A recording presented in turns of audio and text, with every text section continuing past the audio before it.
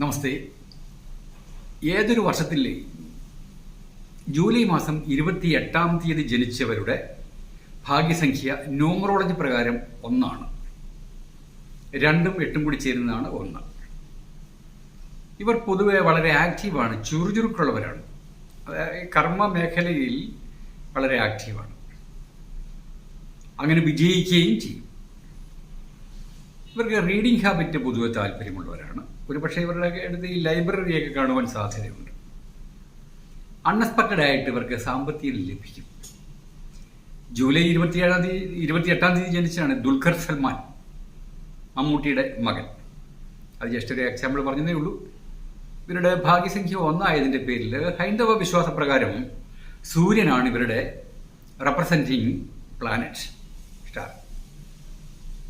അതുകൊണ്ട് സൂര്യഗായത്രി ജപിക്കുന്നത് വളരെയേറെ നല്ലതാണ്.